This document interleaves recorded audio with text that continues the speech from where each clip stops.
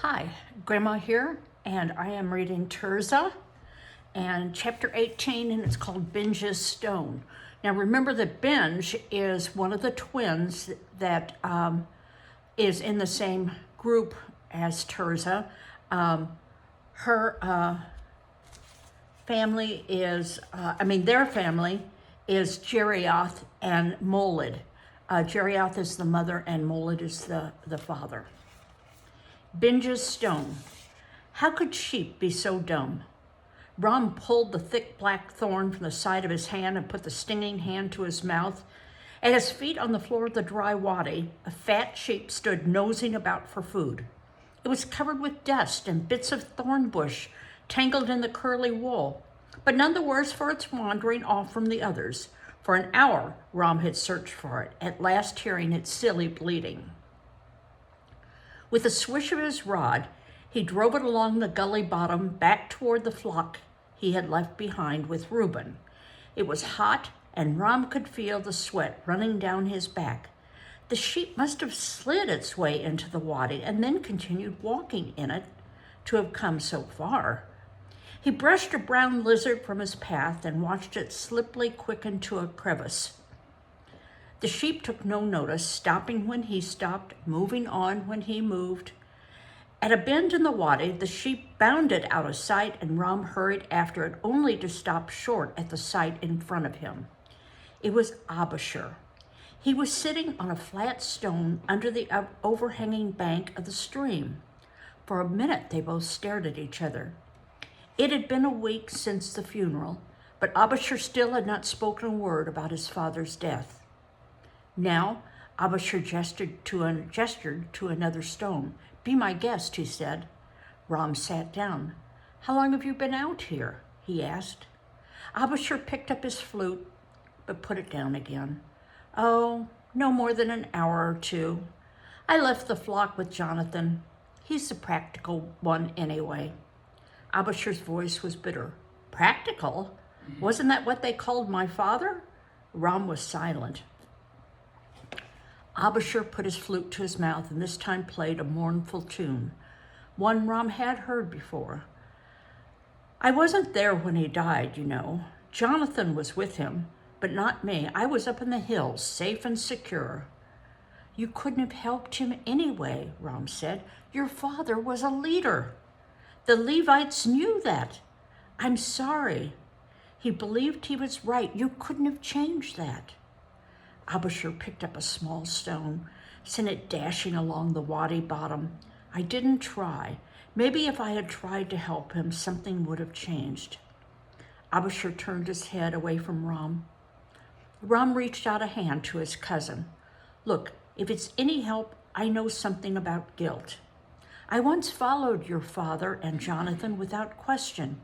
If Yahweh hadn't done a miracle at the sea that day, we might have died together fighting the Egyptians." Abishur made no sign that he had heard, and Ram withdrew his hand.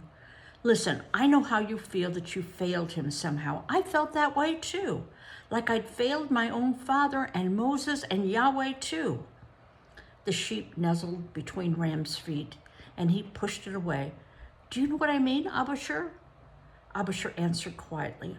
"I know what you are getting at, but there is a difference. My father is dead, yours is still alive." Ram bowed his head in his hands because it was true. At least he'd been given a second chance. How could he help his friend, his cousin? "Only Yahweh knows what might have been," he said. "You did what was right before Yahweh. Can a man do more?" A deep groan wrenched Abishur as if he had come from the soles of his feet. "When we were little, he loved us. He was good to us." His voice broke as he whispered, "I loved him. I would have died for him." Like a brother, Ram held Abishur's shaking frame close. When his sobs quieted, Ram sat quietly by. Their words were few, but after a while Ram knew that Abishur was ready to return. Together they rose and headed toward the camp. Halfway there, Benj met them, the hides of 3 conies stuck on a stick across his shoulder. The conies were full grown with long black whiskers and broad tails on each toe for digging. They were not much larger than rabbits and hard to catch. How had Benj managed 3 at once? Proudly, Benj pointed to the conies. "Good eating," he said. Ram admired the black and brown skins, highly valued for their durability. Benj looked questioningly at Ram. "Want to trade? 3 skins for a goat skin?" Ram laughed. "Thanks, I wish I could, but all our spare skins have gone to be used on the new tabernacle." Moses had received instruction for making each part of the tabernacle walls, roof, and furnishings. Every day, the people brought gifts to be used for the building. Ram had given his armbands to be melted down for their copper. He'd been amazed at the heaps of gold, silver, copper, colored yarn, goat skins, and sea cow skins piling up for the work ahead. Benj turned to Abishur. Before he could talk, Abishur answered, "Ours too. Sorry, come back in about a month and we'll see." Benj grunted, hoisting his catch higher on his shoulder. "You are quite the hunter," Abishur said, fingering one of the pelts. It was true. Conies lived in a group of 50 or more with a system of guard conies who whistled a warning at the approach of danger. A hunter would have to be quick to catch even one before they scurried into the rocks. Benj fell into step with the others. He was proud of his catch. It had been a good day. Conies weren't all that he'd found. He said nothing of the bag tied to his belt. Time enough for that later after he'd shown it to Tirzah. As they entered the camp, Abihail joined them. Ever since the funeral, she kept turning up with little offerings of sympathy. She was still bringing honey cakes, though they seemed to be meant more for Abishur than the rest of the family. This time she held out a small bowl. "A bit of stew," she said lightly. "I made it myself. I hope you like it." Her long lashes fluttered shyly. Abishur smiled, taking the bowl from her hands. It was small, just enough for one person. "I'm sure my mother will love it," he teased. Instantly, her eyes grew wide with shock. "But," he continued, "if you don't mind, I'm starving and shall eat it myself." Blushing, Abihail laughed her silvery laugh. Ram grinned, thumped his cousin's shoulder heartily. "Some people have all the breaks," he said. Turning to Abihail, he made a small mock bow. "Fair one, should you desire to have another test of your cooking skill, I'm at your service." Before he could duck, Abihail gave a strong pull to his headpiece. "I do not cook for bears," she said, turning to run lightly away. She did not stop to chat with Tirzah, who was just coming to where the little group stood. Tirzah put down her empty basket, ran her fingers lightly over the coney skins. Abishur and Ram were already on their way to the tents. Tirzah looked up to see Benj staring at her, his dark eyes dancing with flecks of light. "Nice, huh?" he said.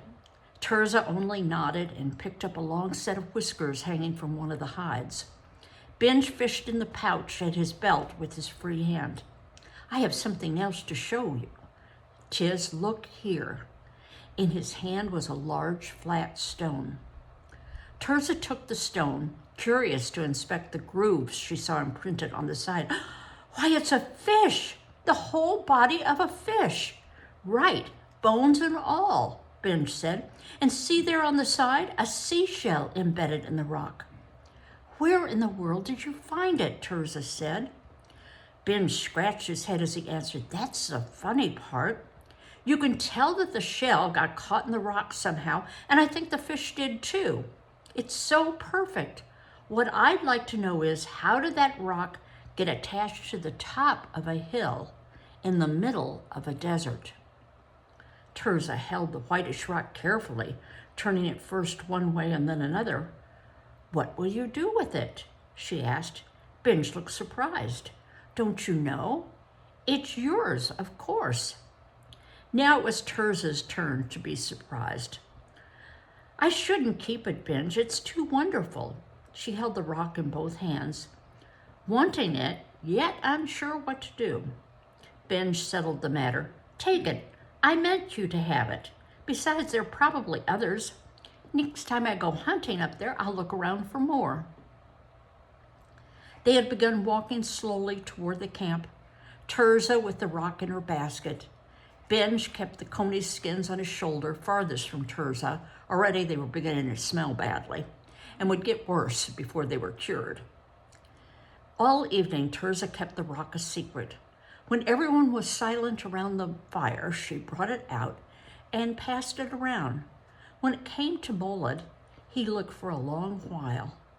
This is a sign, he said, glancing at Benj, a sign of the great flood that once covered the hill and left this behind until you found it today, son. Her father spoke up from the shadows of the fire.